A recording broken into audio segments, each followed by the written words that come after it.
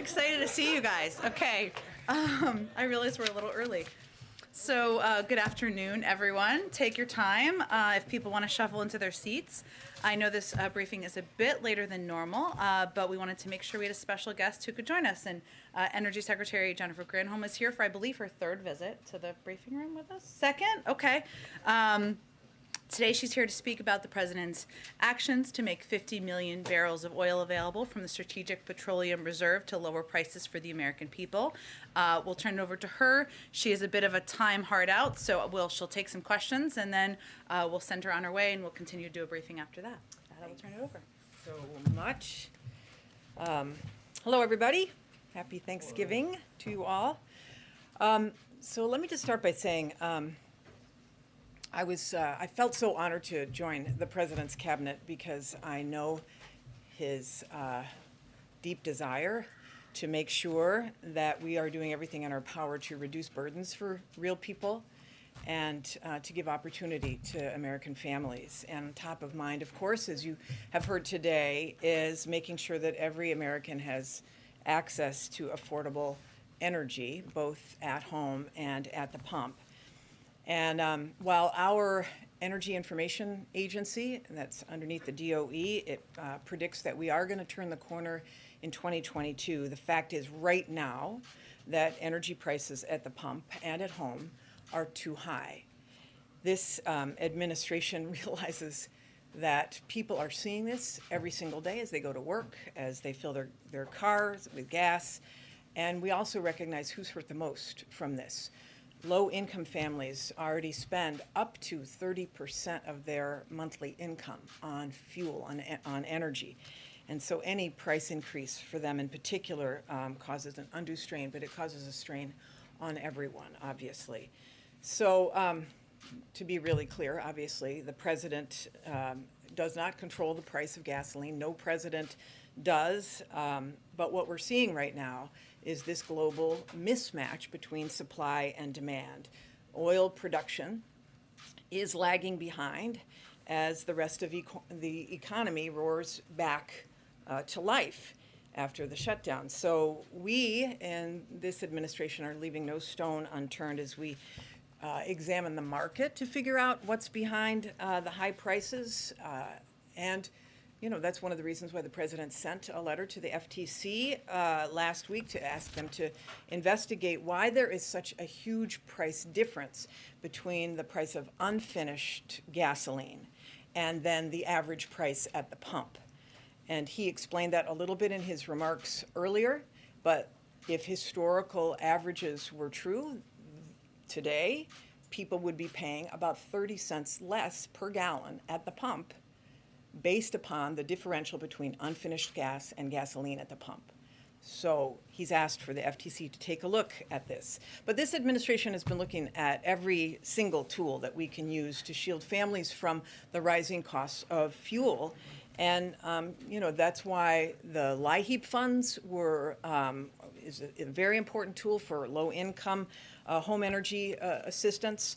The American Rescue Plan has additional funds to be able to help families pay their utility bills this winter. And of course, the President today, as Jen just said, has announced that he's directing the Department of Energy to make up to 50 million barrels of oil from the nation's Strategic Petroleum Reserve, or SPR, available.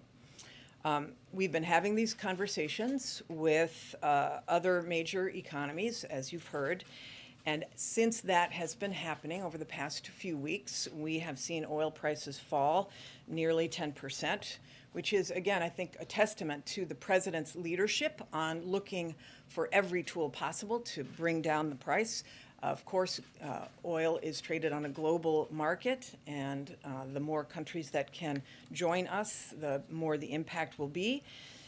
In response to the President's announcement, clearly, the Department of Energy is moving to make two slugs of oil available. One is 32 million barrels from the SPR available through an exchange. And that means that oil that is taken out today will eventually be replenished to the SPR with an additional premium, a premium of additional oil when that amount is returned at a later date. And that's a tool that is very well suited to what we're experiencing right now, which is the high cost of gasoline, and knowing that over the horizon, the projections are that the oil prices and therefore, hopefully, the gas prices fall. So bridging that time is what the SPR is being used for. And then that also means that we will be accelerating 18 million barrels of oil from congressionally mandated sales that we are moving forward, 18 million barrels for that. So we're taking these steps, obviously, because we have to meet the immediate need of affordable energy and protect families from further pain at the pump. Oil prices have not been this high in 7 years. And to be clear, the president is prepared to use every appropriate tool to ensure that Americans have access to affordable energy today. Some, because low-income families and middle-class families and working-class people are suffering the most, he wants to make sure that he has got a robust array of tools, and he's prepared to evaluate them and use them. But as we look ahead, the situation shows that we've got to stop relying on one source of energy, especially from volatile sources. So we have a short-term issue and we have a long-term issue. Relying upon volatile sources or relying upon fuel from countries that may not have our best interests at heart hurts the American people in the long and in the short run. So it's why we're working faster than ever to diversify our energy, to add more clean energy. It's why the president's vision of building out clean energy sources like solar and wind and hydropower and geothermal and advanced nuclear, that is the answer. That is the best strategy long term to protect American consumers from these energy price shocks. The bipartisan infrastructure law that was just signed is going to expand our infrastructure related to clean energy, the electric grid, so we can integrate more clean sources. It's also going to, that bipartisan infrastructure law, as you know, is going to help build a nationwide electric vehicle charging network. It's going to help us build those electric vehicles right here at home with $7 billion for the battery supply chain. I was just in Chattanooga yesterday at a ribbon cutting for a factory that is producing a component of batteries for the electric vehicle, creating 300 jobs in Chattanooga. That's just one tiny example of the whole ecosystem of the supply chain that will be created as a result of the bipartisan infrastructure law and then, of course, the Build Back Better agenda. Just one other thing, the bipartisan infrastructure law also invests $21 billion in demonstration projects for technologies like clean hydrogen and advanced nuclear that will put people to work in every pocket of the country. And then, of course, what's really going to help us escape these energy price shocks in the long haul is the second part of the president's agenda, which is the Build Back Better agenda. And because the clean energy tax credits in that agenda will help Americans save an estimated $9 billion per year in energy costs. It'll make electric vehicles and other clean technologies accessible to every American. And historic investments in manufacturing and supply chains as well will put Americans to work making the technologies, not just batteries, but wind and solar and the vehicles, the whole array of clean energy solutions. So economists say that these bills together will ease inflationary pressures and grow the economy and create 1.5 million jobs every single year. So we're laser focused on ensuring all of these benefits are realized as we aim to achieve the biggest thing that America has ever done to address the climate crisis. Our administration is deeply committed to tackling this existential threat by transitioning to clean energy, while at the same time making sure that every American has access to affordable energy. So thank you so much. Happy to take your questions. Okay, let me just say, I think it would be helpful if you guys go sit in some of the seats that are open, if you don't mind, since there's some open seats, would be great. Okay, Josh, why don't you kick us off? Secretary Granholm, thanks so much for doing this. EIA says domestically we're producing about 11 million barrels of oil a day on average. That's down from 12 million in 2019 pre-pandemic. Why hasn't domestic production returned in a way that would lower prices? Yeah, this is a great question, a really great question. We have 250 fewer oil rigs that are functioning today than we did before the pandemic. And yet, the oil and gas industry has leases on 23 million acres of public lands on and offshore. Over 9,500 permits have been issued that are not being used. At the same time, the energy industry is making enormous profits. They're back up to above where they were before the pandemic started. So they have taken advantage of that moment, the profits, to be able to engage in shareholder buybacks, for example. But we want to encourage them to increase supply. We want supply to be increased both inside the United States and around the world so that we can reduce the pressures at the pump. So just to check, you're saying that U.S. companies have not necessarily returned to production? Have not returned to production. They have not. In fact, there are 150,000 fewer workers in oil and gas today. It was over 200,000 people who were working in the industry before the pandemic. They have not rehired people. They have not turned on the rigs. They have not taken advantage of the permits that they have on the land that they have. April. Yes, Madam Secretary, as you talk about supply and demand, and as that was part of the issue for this spike in gasoline prices and energy prices, COVID is here. COVID is part of the blame, and you just kind of talked about that pre-pandemic versus what's happening in pandemic. COVID is expected to stay. How do you marry the distance between what's happening now with U.S. production, COVID, and trying to keep prices down as prices are going up? Yeah, April, it's a great question. This is why what today's action was so important. We recognize, obviously, that there will continue to be spikes. However, this administration has been very aggressive, obviously, about getting people vaccinated, and that's the ultimate answer. But as we know, and as the Energy Information Agency has projected, the price of gasoline will come down, what they project to be below $3 a gallon in 2022, early 2022, and continue to ratchet down bit by bit. What we want to do with today's action is to bridge the gap between the high prices today, try to reduce it as much as we can within our power by increasing the supply that we have access to, as we move through and the market then corrects itself and hopefully increases supply from the private sector. And a follow-up. You said your effort is primarily targeting working and low-income families. What do you say to those families who are feeling the pinch right now at the pump? Prices are very high. Yeah, no doubt. This is why the president has been really thoughtful about this. I mean, this is, we've looked at every angle of what the tools are to him. He feels so strongly that all Americans are feeling the pinch as a result of gasoline at the pumps, and short term, we have to do everything in our power, and that's why we have the Strategic Petroleum Reserve. But he also feels very strongly that long term, the strategy really is to go clean. I mean, right now, the price, for example, of solar and wind is cheaper than in most places in the country because it's free fuel than more traditional sources of energy. So he wants to bridge that time and double down on investing in clean while creating jobs, but do what we can within our power to lower the cost today.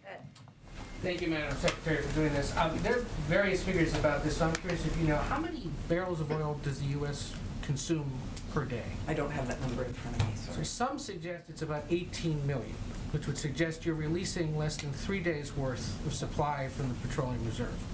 Why is that enough?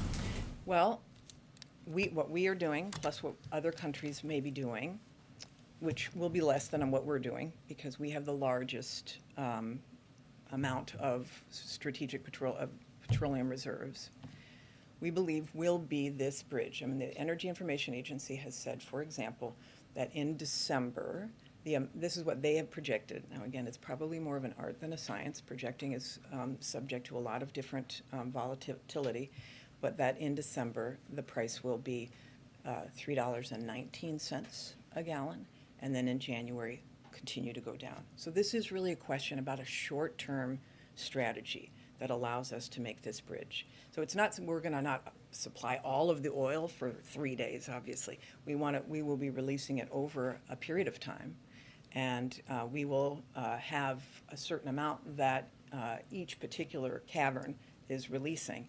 But we're not saying that we're going to be supplying all oil for the country. We're just going to try to do what we can to temper. And it's coming over several weeks then, you said? Mm-hmm. It will be. Well, first of all, we are not going to release it all at once. It will be thoughtfully done over the next bit of time, and it will be dependent on those who bid. So that takes a little bit of time to do. But listening to you just now, it sounds Yes. like you're saying price is going to hit a certain amount in December and then down into January. Yeah, it'll it hit will a be lower over a mark. few weeks. It'll be over. So we're looking at increased prices continuing through the Christmas season. Well, we're hopeful that this will, because it's increasing supply and it's the largest effort ever, we are hopeful that there will be a lid. Although some of this, honestly, there has been movement on oil. The price of per barrel has dropped about 10% since this conversation started and was out there. So we're hopeful that prices will be stabilized and start to move down. We are not saying that there is going to be some dramatic difference, but we also are recognizing, and everybody needs to, I think, be a partner in letting people know that last year was an anomaly because demand during COVID for gasoline was so low that the prices were so low. And when demand is high, the price goes up. And demand now has exceeded supply, and we are doing our part to make sure that we can alleviate as much of that pain as possible. Rachel. Thank you, Jen. Thank you, Madam Secretary. So bottom line, how soon will Americans see prices at the pump drop, and how long do you expect that to last? Yeah, I'm not going to make a prediction about how much and how long. What I'm saying is that this is the largest amount that we've ever done, and it won't happen tomorrow, but it'll happen over the next few weeks that people hopefully will start to see the difference. Before the end of the year, before the Christmas holiday? I think that people will start to see some tick down over the next bit. But again, we want to make sure that the gas prices at the pump are not being held artificially high for some reason. So as I mentioned, it is unusual that the price of gas at the pump doesn't drop at the same rate as the price of unfinished gas. And people would be paying 30 cents less per gallon if that had done that. So this is why the president sending the letter to the FTC was important. Called it a short-term fix, simply putting a Band-Aid on top of a longer-term issue. So should Americans be bracing for prices to go down just for maybe a couple of days or a couple of weeks and then go right back up again? Yeah, again, it's hard to predict what gasoline is going to do because it is a global market, but we are doing what we can right now because this is a bridge to a longer-term issue. It's a short-term pinch. We want to make sure we do what we can to sort of even out the market while these prices come down. And in the long term, of course, the long-term solution is to build clean, and that's what we're doing. Let's try to do like one so that we can get to more people. Alex, go ahead. Okay, I'll just link them together. Would you say this is like a one-off, or will this become policy for the U.S. to rebalance the market in this way whenever OPEC starts to keep supply tight? Yeah, I mean, this is an unusual situation because we're coming out of a once-in-a-century pandemic. And so we have a very unusual mismatch between supply and demand. I do know that the president has got a lot of tools that he is looking at, and those tools remain on the table. But this is an unusual situation. And one thing he mentioned, I'm sorry, in his speech was that China may do more as well. And I wondered if you could illuminate a little bit what he might be referring to. Yeah, I mean, China will make its own announcement, but I think the point is that the president has been doing everything he can to affect the global market as well by reaching out to allies who have, I mean, not everybody has a strategic petroleum reserve, and nobody's is as large as the United States. So. You addressed this in your comments, but I want to directly ask about, are you concerned at all that the short-term message here for the short-term problem of please drill more oil undermines the administration with its long-term goal, which everyone talks about as a key goal of completely transitioning the country toward clean energy? I mean, it's two very different messages. It is, well, I mean, the message is that we are in a transition. And the transition does not happen overnight. And we recognize we're not going to flip a switch and be completely all clean because we haven't done the investment necessary. The president just signed the bill. So this is a short-term strategy to make sure that people are not hurting. And the long-term strategy to make sure that the country doesn't hurt into the future is to build clean. Monica, last one. You just mentioned, Madam Secretary, that the administration is still considering some other tools at its disposal. We saw the main one today. What are the other ones actively being considered and under what timeline? Yeah, I'll just say this, that the president has got a few options, and he will be the one to announce. All right. Okay. Thank you. Thanks. All right. Secretary Granholm, Thank for you. joining us Appreciate it, and today. happy Thanksgiving again to everybody. All right. Bye-bye. Okay. Couple more items for all of you, and then we'll try to get around to as many people as we can in the time we have left together.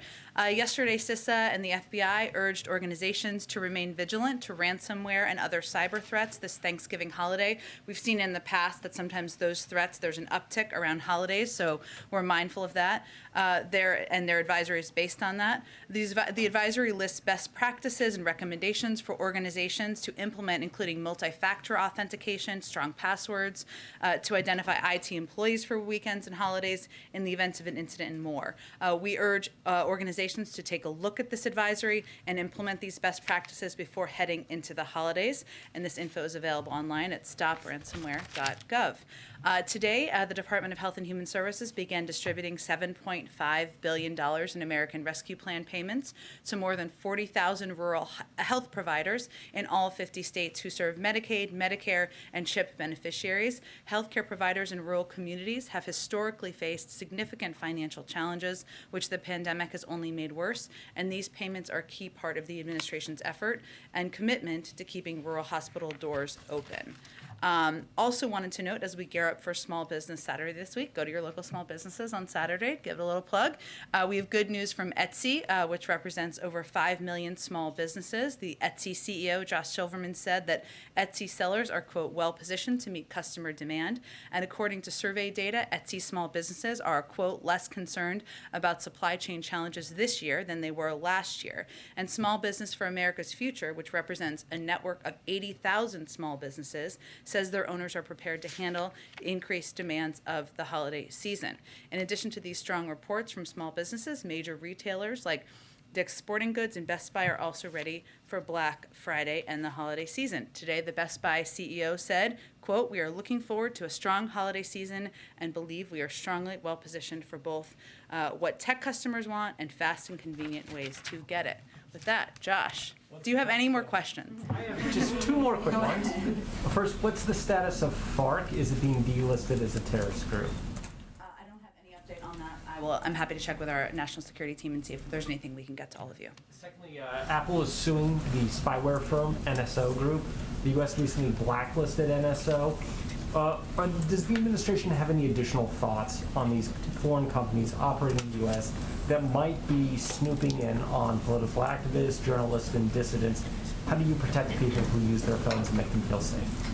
Well, I will also talk to our national security team about this. I suspect we're not going to weigh in too much, given it sounds like it's a case of litigation. But I will say, broadly speaking, obviously we're trying to do everything we can to help prepare and provide guidance to private sector companies and entities out there, many of whom are providers to customers and provide services to customers as we head into holiday seasons, where we see upticks in cyber threats or ransomware attacks, to ensure that customers can feel confident and the American people can feel confident. And our view is that is a role the private sector and the public sector can and should play together. That's something we're uniquely doing in this administration that hasn't been done in the past. But I will check and see if there's more to offer on that as well. Alex. Thank you. Me, Alex. Okay. I was wondering Or another Alex. There's another one over here. Either way. I wanted to know if the U.S. has been in contact with Saudi Arabia or Russia about this move, and what has happened as part of those discussions. We have been in touch with OPEC member countries. As you know, there's an OPEC Plus meeting coming up next week, and we are certainly aware of that and mindful of that. We've been clear that our preference was producing countries take action, but we were clear we would also use tools, our own tools, to take action, meaning we were asking for an increase in supply, but also made clear in our conversations we would use our own tools as needed. As you know, we're not a party to OPEC Plus, and we, of course, can't speak to them, but we know that the world needs oil supply to meet the growing demand as the world emerges from the pandemic. OPEC Plus has said they will release an additional 400,000 barrels, and our hope and expectation is that they will continue and abide by that commitment when they meet next week. Go ahead, Jeff. The reserve was created for emergency purposes. Does the president believe that this is an emergency of an energy sake or more of a political crisis? Well, we're emerging from a once-in-a-century pandemic, and the supply of oil has not kept up with demand as the global economy has emerged from the pandemic. So it's certainly something that we are not just experiencing here in the United States in terms of the supply issues, but many countries around the world globally are experiencing it, and the price of gas is also up around the world. I would note that this is not technically an emergency release, but tailored to market circumstances. The Department of Energy has brought authority to do exchanges, which, as you know, 18 million barrels of this sale is in fact congressionally mandated, and the other set of barrels is through an exchange. So we don't even classify it as an emergency. It's under the authority of the Department of Energy. But is this being done primarily to try and stave off a political crisis? This is being done in order to use every tool at the president's disposal to lower the price of gas for the American people. And it follows a step he took last week where he sent a letter to the FTC asking them to look into what we see as a concerning trend where there's an increase in supply of oil and not a decrease in the price of gas, something he's asked the FTC to look into because that's not aligned with what our expectation or the American people's expectation should be. Go ahead. Thanks, Jen. Just following up on that, we've heard certainly from some critics who say that this should only be used for supply disruptions. Previously, House Majority Leader Steny Hoyer also said that it should only be used not for the rise in prices, but just a collapse in times of an emergency. What is your response to critics who say that this sets a dangerous precedent? I think our response is that we're emerging from a once-in-a-century pandemic. We're hopeful we're not going to face an emergence from a once-in-a-century pandemic in the future, and that we're using existing authorities, both in the form of moving up the 18 million barrels of sale that is congressionally mandated, and also using authorities that the Department of Energy have. And that as the President of the United States, or as the White House, or the federal government, we have a responsibility to do everything we can to ease the burden, cut costs for the American people. If there are other proposals out there, we'd be happy to hear them. But the President's going to use every step, use every tool in his toolbox to help address these costs for people across the country. And just one quick follow-up to Monica's earlier question. The White House is not ruling out any possible further action if the prices do not obviously settle down here. Could we possibly see that by the end of the year? Is that off the table? Well, we're continuing to evaluate. Obviously, we have a whole month left in the year, so I don't want to give you a timeline from here, but we'll continue to monitor prices. We'll continue to monitor supply, and this is obviously a top priority for the President. Go ahead. Well, following up on all these as well, to be more explicit, do you rule out releasing more from the reserves if prices don't go down? I'm not going to rule out options from here. Obviously, we're emphasizing a significant step the President took today. The Department of Energy is preparing to take, as you heard from our guest at the briefing room today. We're looking at a range of options. We will continue to, but we feel this is an important step, something that, as the Secretary noted, over the last several weeks, as these discussions have happened and as other countries have announced parallel releases, we've seen the oil prices go down about 10%. But I don't have anything to predict, preview, or rule out for you here today. Just two more quick follow-ups. The Japanese were quoted this morning as saying they weren't certain yet when or how they would do this. So who exactly has committed, other than us, to doing this? Well, I think, one, there have been a number of countries who have already announced planned releases, including China, including India, Japan, Japan, I think, has the intention to, the Republic of Korea, and the United Kingdom. So there are a number of countries that either have or will. That's part of the discussions we've had. I don't want to obviously speak for them. These are just the countries we've had discussions with, I should say, to be more specific. There's no confusion, you are not the spokesperson for the Japanese. No, I have enough on my plate. And then, just real quick, you keep mentioning, and others have mentioned this letter from the FTC, or to the FTC. Yeah. Have you heard back from the FTC? They're obviously an independent actor, and we will let them speak for themselves. I would point you to the fact that we sent a letter to them earlier this year where we expressed a concern about kind of monopolies or oil conglomeration of oil companies. That's something they responded and took action, but I would point you to them for any intention of their response. Go ahead. Thanks, Jen. A couple days ago, President Biden was in Michigan, and he was thanking Congresswoman Rashida Tlaib for the passport into her district. Now she is supporting legislation that would release all federal prisoners within 10 years. Would the president ever support that? Well, the president did enjoy visiting Michigan and visiting Congresswoman Tlaib's district, but let me be absolutely clear. The president does not support abolishing prisons. He does not support defunding the police.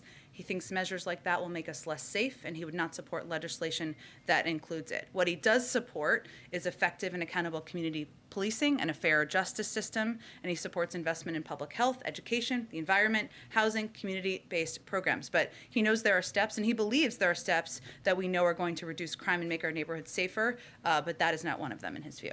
Another topic. Would the president ever apologize to the acquitted Kenosha shooter Kyle Rittenhouse for suggesting online and on TV that he is a white supremacist? Well, let's be clear what we're talking about here. This is about a campaign video released last year that used President Trump's own words during a debate as he refused to condemn white supremacists and militia groups. And President Trump, as we know from history, and as many of you covered, didn't just refuse to condemn militia groups on the debate stage, he actively encouraged them throughout his presidency. So, what we've seen are the tragic consequences of that. When people think it's okay to take the law into their own hands, instead of allowing law enforcement to do its job. And the president believes in condemning hatred, division, and violence. That's exactly what was done in that video. But if you're saying that it was just a campaign video, it wasn't. The president also gave an interview where he said this Rittenhouse was part of a militia coming out of Illinois. Have you ever heard this president referring to Trump say one negative thing about white supremacists? These are all things, none of this was proven in the trial. And Kyle Rittenhouse is saying that the president had actual malice in defaming his character. Is that what happened here? The president spoke to the verdict last week. He has obviously condemned the hatred and division and violence we've seen around the country by groups like the Proud Boys and groups that that individual has posed in photos with. But beyond that, I'll leave it to his comments around the verdict. And then just one more topic. What message does it send to the middle-class Americans President Biden says that he's trying to help, who are struggling this week to cover the cost of the most expensive Thanksgiving ever, that the president is going to take a few days off at a billionaire's compound in Nantucket? Well, first I would say, I don't know if you've cooked a turkey before, but a 20-pound turkey is a pretty big turkey. I think we can all agree. They're about $1 more. So not to minimize that, any increase in prices is something the president is concerned about, as is evidenced by his announcement today and as his efforts to push forward on additional relief for the American people. But I just want to be clear that there are abundance of turkeys available. They're about $1 more for a 20-pound bird, which is a huge bird if you're feeding a very big family. And that's something that, again, we've been working to make sure people have more money in their pockets to address it as the economy is turning back on. But the president said today that he was sent here to look out for these working and middle-class families who are strained right now. So what should they read into him leaving now at this time of great personal financial hardship for so many to go to Nantucket for the week? Well, first I would say, Peter, that I hope you're spending time with your family. I'm spending time with my family, and I hope everybody in here is spending time with their families. This is a time to put politics aside, spend time with your loved ones, and talk about what you're grateful for. I will also tell you from spending some time working for this president and a past president that you are president no matter where you are. He will conduct his work from wherever he is, on any vacation, on any time he is in Delaware, at Camp David, or wherever he may be spending time with his loved ones. He has secure phone capabilities. He has staff traveling with him, and I think the American people can be assured that he will continue to press to lower their costs and ensure they have more breathing room. Go ahead, Monica. Jen, I'm curious because of the president's comments about the deadly events in Charlottesville being an inspiration for his decision to run for president. Has he been following the Unite the Right trial, and is there any White House reaction to the partial verdict today? I'm not going to comment on it until there's a final verdict, nor will the president. I will say, obviously, it's been covered extensively on television, so I'm sure, like many people, he has seen some components of it as he's gone about his duties from the Oval Office. But I would just reiterate, broadly speaking, that the president has spoken to his concerns about the division that we've seen in the country spurred over the last couple of years, the allowance of violence in some cases, the fact that white supremacists have been able to run freely around the country in moments in protests, and that's of concern to the president. That is one of the reasons why he ran, and addressing racial injustice, certainly not something that will be done through any verdict, but is central to his objective as president. COVID, we're seeing numbers again with cases rising. 1,000 people a day are still dying, heading into what many experts fear could be a winter surge. Is the message from the White House a little bit shifting more to the virus is here to stay and going from pandemic to endemic, but heading into the holiday season where so many are traveling again, where it is so different from last year, as the president has noted? What can you tell people who are a little alarmed by these growing numbers? Well, first we would encourage people to look at some other numbers that are very encouraging, which is last year we had 250 million adults in this country who were unvaccinated because the vaccines weren't approved yet and highly at risk of illness, hospitalization, and death from COVID. People were not gathering with their family members last year. This year we've cut that number to 50 million adults who remain unvaccinated, given 82% of adults have received at least one dose. We now have vaccines that are accessible, they're free, they're convenient, they're life-saving. And we now have vaccines for kids as people are thinking about gathering with their children and young ones or grandchildren, et cetera. So things are certainly different than they were 1 year ago. And boosters are readily available. And we've dramatically scaled up testing and millions of rapid tests. So I would encourage people to look at the fact that now that vaccines are readily available, something 82% of the country, adults, have taken the opportunity to get vaccinated. You're 9 times more likely to be hospitalized or die from the virus if you're not vaccinated. We are in a different place than we were a year ago. And certainly we have more work to do, but we're going to continue the fight against the virus. Go ahead, Steve. Back on the Strategic Petroleum Reserve, Sure. The president made note of the fact that this is the largest release ever, larger than after Hurricane Katrina, larger than after the 1991 Iraq War. The Energy Secretary, in response to Rachel's question, was not able to explain what impact this might actually have for drivers. So how did you arrive at 50 million barrels? Where did that number come from? It's the largest release ever. Why? What's the goal? Well, as I noted a little bit earlier, Steve, 18 million barrels of this sale was, in fact, already congressionally required, and the president's accelerating that, which is important for people to understand. Yes, it's a part of the largest release, but he just moved it forward a couple of months to provide immediate relief as we work to ensure there's a bridge. The remaining 32 million is in the form of an exchange, putting barrels on the market now in exchange for their return in the future, and the exchange is a tool matched to today's specific economic environment. But again, I would reiterate that we're facing a once-in-a-lifetime recovery from a pandemic, which has impacted us in many ways, including the cost of some goods around the world, including the cost of gas, and increasing the supply, something we've asked OPEC Plus member countries to do, and we will continue to press them to do, but we're going to use every tool at our disposal to do that. And the president took this step because he's going to do everything he can to lower costs for the American people. He knows that the price of gas is something that is impacting people as they go into the holiday season, as they're working and looking at their budgets, and that's why he took this significant step today. I'm still curious how 50 million was reached, but I want to ask you also to follow up on Alex's question about China. The president made a point of saying that India, Japan, South Korea, and the UK would release, but he also said China may do more as well. Was he intending to separate China? Is China not publicly committed? You just said it a minute ago. I'm just trying to get some clarity. They announced last week that they were intending to, Steve. Why would the president separate China when he said that India, Japan, South Korea, and the UK would, but China may do more? Was he not wanting to speak for China?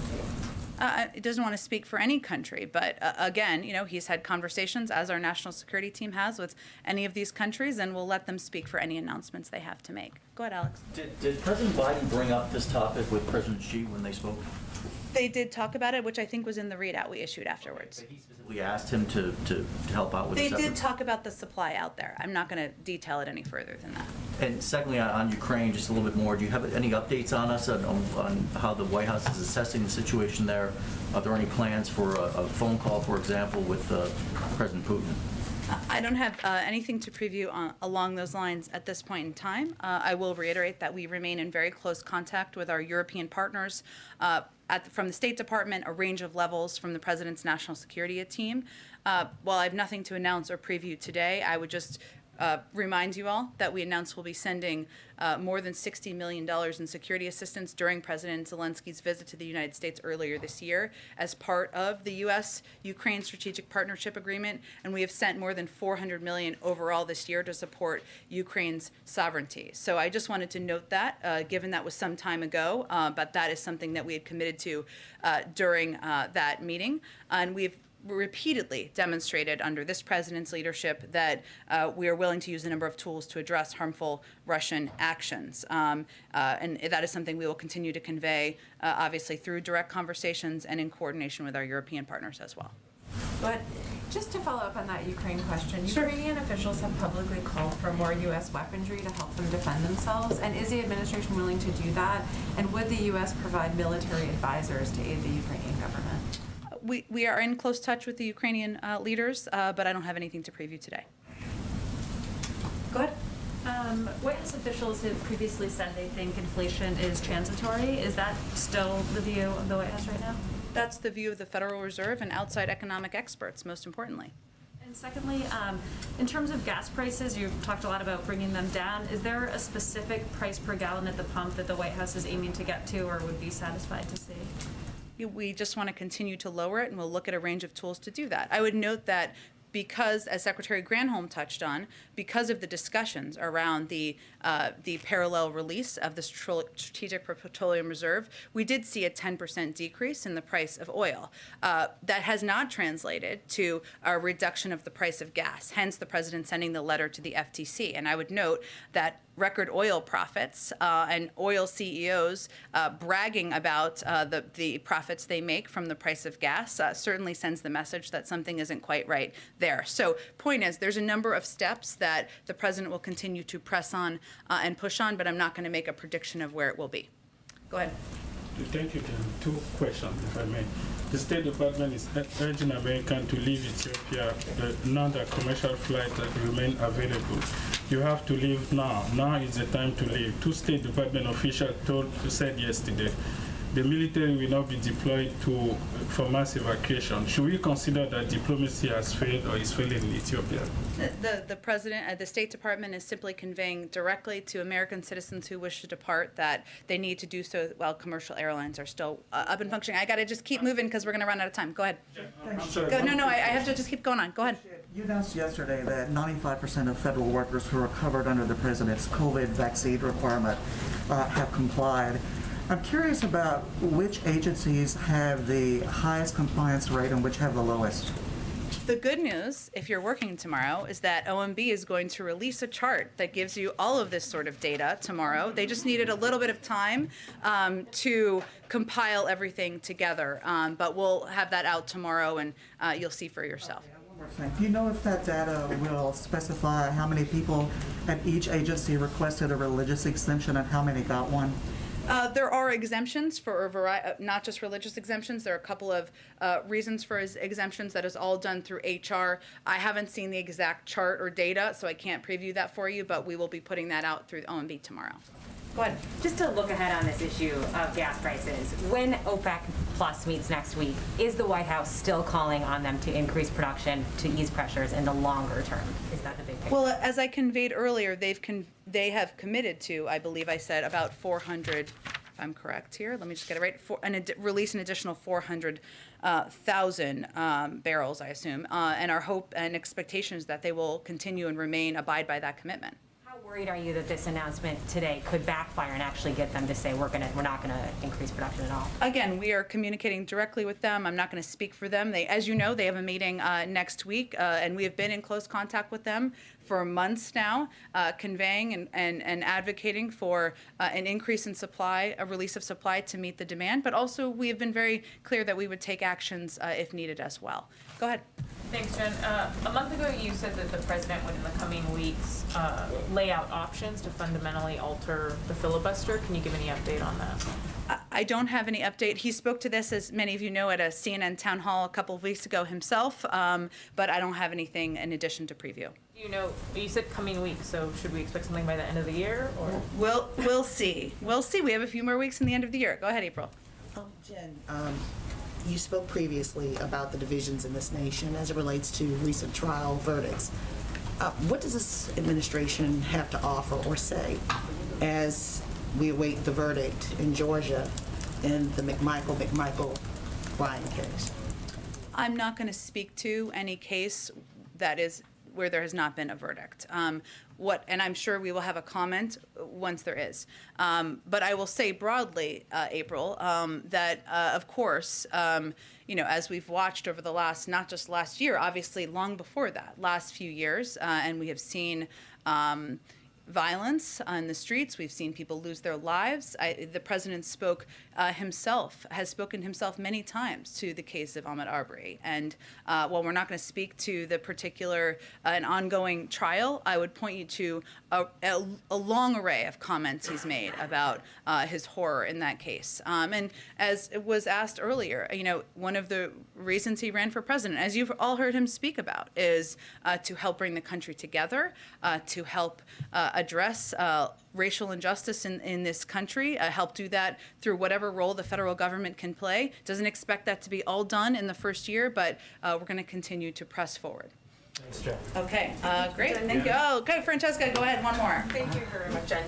President Biden, you, other members of the administration have repeatedly told Americans that wages are up, unemployment is down, the shelves are being stocked, and that the administration is working to address rising prices, including in a speech that the president gave today. So why does the White House think that its messaging isn't convincing many Americans that the economy is getting better? Well, I've spoken about this a little bit in the past, but I would say that, one, we're still in the middle of fighting a global pandemic, and people are sick and tired of that. We are too. And it impacts how people are living their lives, their fear about sending their kids out the door, about going to work. It's impacting. The economy is just turning back on again, and we're seeing the impacts of that, whether it relates to the ability of unsticking the bottlenecks in the supply chain, or it relates to the rise in gas prices.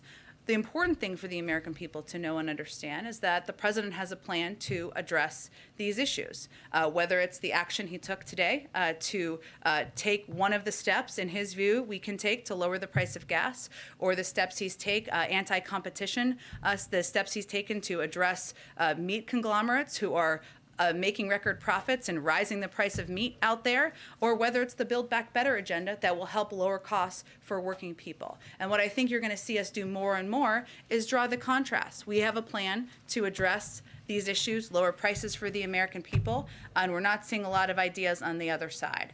So that's what you'll preview for when we come back from Thanksgiving. Everyone have a happy Thanksgiving with your families. I'll look forward to seeing you, or I'll be here tomorrow, but we won't have a briefing. But all right, bye guys.